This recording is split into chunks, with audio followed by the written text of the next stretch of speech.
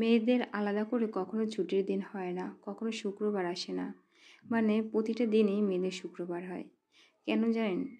কারণ একটা সংসারে একটা নারীর সকাল থেকে ঘুম থেকে ওঠা থেকে রাতে ঘুমোতে যাওয়া অবধি মানে সারাদিনে যত কাজকর্ম আছে সেটা প্রতিদিনই হয়ে থাকে এবং প্রতিদিনই করতে হয়। তাই আলাদা করে তাদের কোনো ছুটির দিন হয় না এবং আলাদা করে কোনো শুক্রবারও হয় না। এই তো দেখেন সকাল সকাল উঠে পড়লাম, উঠে যে কাজটা করতে হবে, যে সকাল থেকে ওঠার পর ঘুম থেকে ওঠার পর ঘর গোছানো থেকে শুরু করে সব কিছু। আর তারপর বাচ্চা কাচ্চা থাকলে তো মানে কথাই নেই, তো তাদের জন্য আলাদা একটা টাইম দিতে হয় তাদের কাজকর্মে। তো সকালবেলা ওঠার পর সব কাজ করে তারপর দেখলাম যে দু বাচ্চার মানে খাতা ন্যাকড়া এগুলো দু বাচ্চা তো প্রতিদিনই হয়েই থাকে।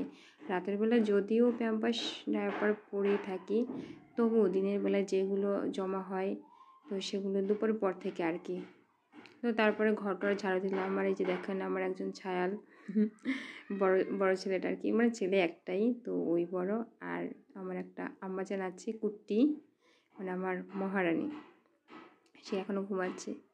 তো তারপরে আবার নাস্তার একটা ব্যাপার আছে, তো বাচ্চাকে নাস্তা দিলাম। আর দেখেন সে কি বলছে। ডিম ডিম আর রুটি, রুটি কোথায়? এই মাশাআল্লাহ। আর এই যে দেখেন একজনের কাজ সারার পর এখন আবার আরেকজন, আমার আম্মাজন উঠে গেছে। এখন একে হাত মুখ ধুতে হবে, তারপর একে খাবার খাওয়াতে হবে। যদিও এই ছোট, এর জন্য আলাদা করে এখনও কোনো কিছু দিতে হচ্ছে না, কারণ 6 মাসের আগে তো কিছু দেবো না। তো তবুও তার জন্য তো একটা স্পেশাল টাইম দরকার খাওয়ার জন্য। তো অন্যান্য কাজ পেলে তাকেও টাইম দিতে হয়, খাওয়াতে হয়। আর এখন আগে তো তারপরে সংসারের সবথেকে মেন পয়েন্ট যেটা মানে রান্না বান্না, এটা তো সংসারের মানে শ্রেষ্ঠ বলতে পারি, যে এটা তো করতেই হবে। এটা তো না করে কোনো উপায় নেই, কারণ খাবার জন্য তো রান্না করতেই হবে।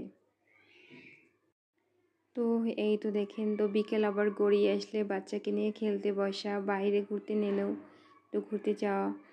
তো বাচ্চা আবার এমন মানে সে আমাকে ছাড়া খেলবে না, সে খেলবে আমাকে বসে থাকতে হবে তার কাছে, কোথাও কারোর সাথে যেতেও চাইবে না, আমাকে যেতে হবে। তো এই হলো অবস্থা। আর এখন মহারানী ঘুমাচ্ছে, তো তাকে একটু টাইম দিতে পারছি। আর মহারানী তো ঘুমালে তো তাকেই মানে যদি না ঘুমায় তাকেই টাইম দিতে হয়, তো দুজনকে তখন টাইম দেওয়া অনেকটা টাফ হয়ে যায়। তো আবার বিকেল গড়িয়ে সন্ধ্যা আসলে আবার একটা নাস্তার আয়োজন থাকে। তো বাচ্চাদের নিয়েও এরকম অবস্থা যে তাদের জন্য আলাদা নাস্তা করতে হবে, খাওয়াতে হবে। আমার নিজের খাওয়ার থেকেও সবার আগে আমার বাচ্চাদের কথাই বেশি আমি ভাবি, যে ওদেরকে কখন কী খাওয়াবো, ওদের খাবার টাইম হলে কী খাওয়াবো, মানে এসব নিয়ে চিন্তা থাকে সব সময়। আর আমি মনে করি প্রত্যেকটা মায়েদেরই এসব চিন্তা থাকে। তো যেটা বলতে চাচ্ছিলাম, আসলে মেয়েদের মানে কোনো শুক্রবার হয় না, মেয়েদের মানে কোনো রেস্ট বা অবসর কোনো সময় বলতে কিছু নেই। মেয়েরা সব সময়